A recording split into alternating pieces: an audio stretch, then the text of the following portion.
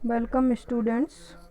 आज के इस वीडियो में हम लोग मनोविज्ञान और बाल विकास से संबंधित 10 महत्वपूर्ण क्वेश्चंस डिस्कस करेंगे। तो चलिए शुरू करते हैं। इसमें फर्स्ट क्वेश्चन है, जिन बालकों की बुद्धि लब्धि है साधारणतया उन्हें मानसिक न्यूनता ग्रसित की श्रेणी में रखते हैं। तो बुद्धि लब्धि की एक श्रेणी दी गई है जिसमें बताया गया है कि 70 से कम होने पर उन्हें क्या कहा जाएगा, 70 से ऊपर होने पर क्या कहा जाएगा, 10 से 100 से 110 के बीच में होगा तो क्या कहा जाएगा। तो जिन बालकों की बुद्धि लब्धि 70 से कम होती है उन्हें मानसिक न्यूनता ग्रसित की श्रेणी में रखा जाता है, और जिनकी 70 से ऊपर होती है उन्हें मंद बुद्धि की श्रेणी में रखा जाता है, और जिनकी 80 से 100 के बीच में होती है उन्हें सामान्य बुद्धि की श्रेणी में रखा जाता है। तो यहाँ पर क्वेश्चन नंबर 1 का ऑप्शन नंबर सही है, ऑप्शन नंबर ए सही है, 70 से कम। तो यहाँ पर बता दें कि बुद्धि लब्धि होती क्या है। तो किसी भी बच्चे की बौद्धिक क्षमता को हम बुद्धि लब्धि कह सकते हैं। बुद्धि लब्धि का जो सबसे पहले फॉर्मूला दिया था वो दिया था बिने ने। बुद्धि लब्धि का फॉर्मूला होता है मानसिक आयु बटे वास्तविक आयु गुणा 100। तो चलिए चलते हैं दूसरे क्वेश्चन की तरफ। दूसरा क्वेश्चन है, अवधान के आंतरिक तथा व्यक्तिनिष्ठ निर्धारक हैं। ऑप्शन नंबर ए है रुचि लक्ष्य अभिवृत्ति, ऑप्शन नंबर बी है उद्दीपक वस्तु प्रविधि, ऑप्शन नंबर सी है प्रकाश ध्वनि गंध, ऑप्शन नंबर डी है पुरस्कार दंड प्रोत्साहन। तो इसमें सबसे पहले समझ लेते हैं अवधान क्या है। तो अवधान होता है केंद्रित ध्यान। जब भी हम किसी वस्तु पर केंद्रित करते हैं अपना ध्यान तो वो क्रिया कहलाती है अवधान। जैसे हम किसी कमरे में बैठे हुए हैं, हमें पता है कि कमरे में ये चीज़ रखी हुई है, कुर्सी रखी हुई है, मेज़ रखी हुई है, पेन रखा हुआ है, लेकिन हम यदि कोई पुस्तक लेके पढ़ रहे हैं तो हमारा पूरा ध्यान पुस्तक पर केंद्रित है। तो पुस्तक पर जो ध्यान है वो ध्यान हमारा कहलाएगा अवधान। जबकि बाकी चीज़ें हमें पता है, यदि कोई हमसे पूछता है कि पेन कहाँ रखा है तो हम बता देंगे कि कबर्ड में रखा है या अलमारी में रखा है। कोई पूछेगा कुर्सी कहाँ रखी है तो हम बता देंगे दरवाजे के पास रखी है। तो ये ध्यान कहलाएगा। जबकि पुस्तक में जो पुस्तक हम पढ़ रहे हैं उसमें हमारा ध्यान केंद्रित है वो कहलाएगा अवधान। तो अवधान के आंतरिक तथा व्यक्तिनिष्ठ निर्धारक हैं। इसका मतलब है कि अवधान किन चीज़ों पर निर्भर करता है, तो वो करता है रुचि पर, लक्ष्य पर और अभिवृत्ति पर।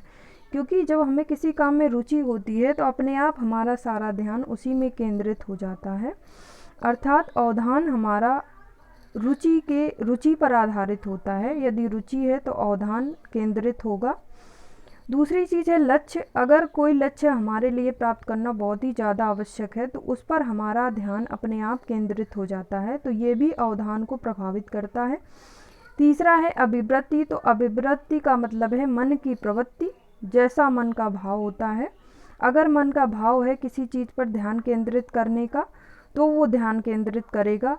अगर मन का भाव नहीं है ध्यान केंद्रित करने का तो वो ध्यान केंद्रित नहीं करेगा। अर्थात जो अवधान है वो अभिवृत्ति पर भी आधारित होता है।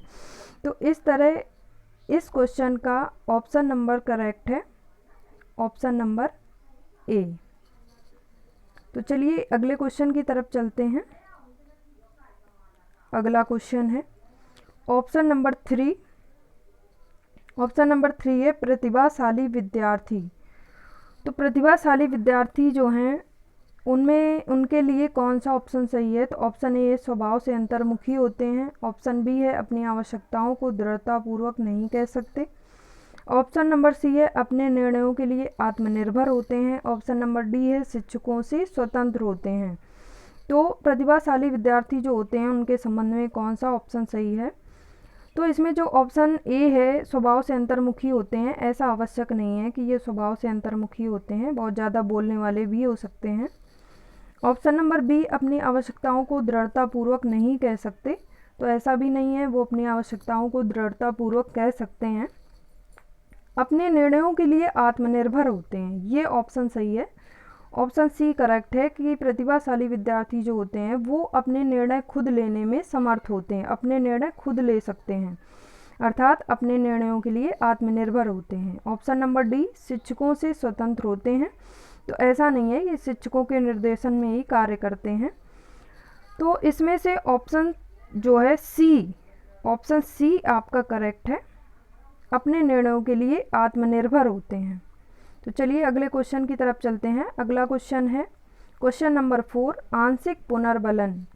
ऑप्शन नंबर ए है, कक्षा कक्ष में उपयोग में नहीं लाया जा सकता। पशुओं को प्रशिक्षित करने के कार्य में उपयोगी होता है।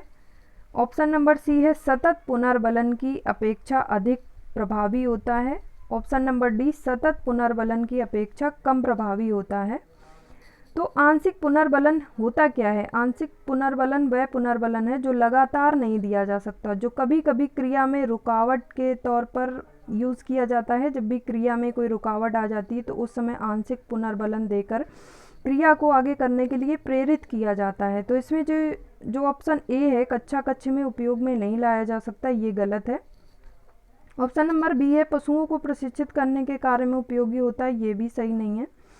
ऑप्शन नंबर सी है, सतत पुनर्बलन की अपेक्षा अधिक प्रभावी होता है, तो ये बात करेक्ट है, क्योंकि सतत पुनर्बलन देने से बच्चे में उदासीनता आ सकती है। तो इसीलिए आंशिक पुनर्बलन इसकी अपेक्षा अधिक प्रभावी होता है। सतत पुनर्बलन की अपेक्षा कम प्रभावी होता है, ये बात गलत है। तो इसका जो ऑप्शन सही है वो है option number C, option number C, option number C correct है इसका, सतत पुनर्बलन की अपेक्षा अधिक होता है। चलिए अगले क्वेश्चन की तरफ चलते हैं। क्वेश्चन नंबर 5, हार्वर्ड गार्डनर का बुद्धि का सिद्धांत पर बल देता है। किस पर बल देता है? हार्वर्ड गार्डनर ने बुद्धि का सिद्धांत दिया था, तो ये किस पर आधारित है? तो ऑप्शन नंबर ए है, प्रत्येक व्यक्ति की विलक्षण योग्यता पर। ऑप्शन नंबर बी है, विद्यालय में आवश्यक समान योग्यताओं पर। ऑप्शन नंबर सी है, सामान्य बुद्धि पर। ऑप्शन नंबर डी है, विद्यार्थियों में अनुबंधित कौशलों पर। तो इसमें जो ऑप्शन सही है वो ऑप्शन है ए, प्रत्येक व्यक्ति की विलक्षण योग्यता पर। तो विलक्षण योग्यता क्या होती है? व्यक्तिगत विभिन्नता, क्योंकि व्यक्तिगत विभिन्नता में बताया गया था कि प्रत्येक व्यक्ति की अपनी अपनी योग्यताएं होती हैं, अपनी अपनी आवश्यकताएं होती हैं। एक ही जाति के लोग सभी रूप से समान दिखते हैं, लेकिन फिर भी उसमें कुछ ना कुछ भिन्नताएं पाई जाती हैं, जिन्हें हम लोग कहते हैं व्यक्तिगत विभिन्नता। तो बुद्धि का जो सिद्धांत होता है वो व्यक्तिगत विभिन्नता पर आधारित होता है, या कह सकते हैं कि प्रत्येक व्यक्ति की विलक्षण योग्यता पर आधारित। तो इसका जो ऑप्शन सही है वो ऑप्शन है ए, प्रत्येक व्यक्ति की विलक्षण योग्यता पर आधारित होता है। अब हम चलते हैं क्वेश्चन 6 की तरफ। क्वेश्चन नंबर 6 है, अधिगम में ने प्रभाव का नियम दिया। तो अधिगम के विषय में प्रभाव का नियम किसने दिया था? तो इसके संबंध में ऑप्शन दिए हैं। ऑप्शन ए है पावलोव, ऑप्शन बी है स्किनर, ऑप्शन सी है वाटसन और ऑप्शन नंबर डी है थॉर्नडाइक। तो इसमें आपको पता है कि ये जो प्रभाव का नियम दिया था ये थॉर्नडाइक ने दिया था, क्योंकि इनके 3 प्रमुख नियम थे। एक था तत्परता का नियम, दूसरा था प्रभाव का नियम और तीसरा था अभ्यास का नियम। तो इस प्रकार इस क्वेश्चन का ऑप्शन नंबर डी करेक्ट है। अधिगम में प्रभाव का नियम दिया था थॉर्नडाइक ने। चलिए अगले क्वेश्चन की तरफ चलते हैं। अगला क्वेश्चन है, भाटिया बैटरी का प्रयोग निम्न में से किसके मापन के लिए किया जाता है? तो व्यक्तित्व के मापन के लिए किया जाता है, रुचि के मापन के लिए किया जाता है, बुद्धि के मापन के लिए किया जाता है, या अभिक्षमता के मापन के लिए किया जाता है? तो इस क्वेश्चन का ऑप्शन करेक्ट है ऑप्शन सी, क्योंकि भाटिया बैटरी जो परीक्षण था वो बुद्धि के लिए बनाया गया था, बुद्धि लब्धि मापने के लिए। अगला क्वेश्चन देख लेते हैं। क्वेश्चन नंबर 8, निम्नलिखित में से किस समूह के बच्चों को समायोजन की समस्या होती है? तो ऑप्शन नंबर ए है औसत बुद्धि के बच्चों को, ऑप्शन बी है ग्रामीण बच्चों को, और ऑप्शन सी है अध्ययनशील बच्चों को, ऑप्शन डी है कुशाग्र बुद्धि के बच्चों को। तो औसत बुद्धि के बच्चों को समायोजन की समस्या कम होती है, ग्रामीण बच्चों को समायोजन की समस्या कम होती है, अध्ययनशील बच्चों को भी समायोजन की समस्या कम होती है, लेकिन कुशाग्र बुद्धि के जो बच्चे होते हैं वो जल्दी जल्दी किसी के साथ समायोजन स्थापित नहीं कर सकते। कक्षा में सभी बुद्धि लब्धि के बच्चे होते हैं, लेकिन जो कुशाग्र बुद्धि के बच्चे होते हैं वो बहुत ही जल्दी सीख लेते हैं, जिससे उन्हें उदासीनता का अनुभव होने लगता है। तो इस ऑप्शन का इस क्वेश्चन का जो आंसर है वो है option number D. Option number D correct है, कुशाग्र बुद्धि के बच्चे। चलते हैं अगले क्वेश्चन की तरफ। अगला क्वेश्चन है, अपनी कक्षा की वैयक्तिक भिन्नता से निपटने के लिए शिक्षक को चाहिए कि। ऑप्शन नंबर ए, बच्चों को उनके अंकों के आधार पर अलग कर उनको नामित करें। ऑप्शन नंबर बी है, बच्चों से बातचीत करें और उनके दृष्टिकोण को महत्व दें। ऑप्शन नंबर सी है, विद्यार्थियों के लिए कठोर नियमों को लागू करें। ऑप्शन नंबर डी है, शिक्षण और आकलन के समान और मानक तरीके हों। तो इसमें जो ऑप्शन बी है, ऑप्शन बी करेक्ट है इसका। ऑप्शन बी करेक्ट है, बच्चों से बातचीत करें और उनके दृष्टिकोण को महत्व दें, क्योंकि बच्चों से बात करके ही पता चलेगा कि इनकी योग्यताएं क्या हैं, इनमें क्या क्या व्यक्तिगत विभिन्नताएं पाई जाएंगी। तो बच्चों से बातचीत करके उनके दृष्टिकोण को समझा जा सकता है। तो क्वेश्चन नंबर 9 का ऑप्शन नंबर बी करेक्ट है। चलते हैं अगले क्वेश्चन की तरफ। अगला क्वेश्चन है और लास्ट क्वेश्चन है, आकलन उद्देश्यपूर्ण होता है यदि। मीन्स आकलन जो है या मूल्यांकन जो है किस स्थिति में प्रभावी होता है। तो चलिए देख लेते हैं। इसका ऑप्शन नंबर ए है, इससे विद्यार्थियों और शिक्षकों को प्रतिपुष्टि प्राप्त हो। ऑप्शन नंबर बी है, यह केवल एक बार वर्ष के अंत में हो। ऑप्शन नंबर सी है, विद्यार्थियों की उपलब्धियों में अंतर करने के लिए तुलनात्मक मूल्यांकन किया जाए। ऑप्शन नंबर डी है, इससे विद्यार्थियों में भय और तनाव का संचार हो।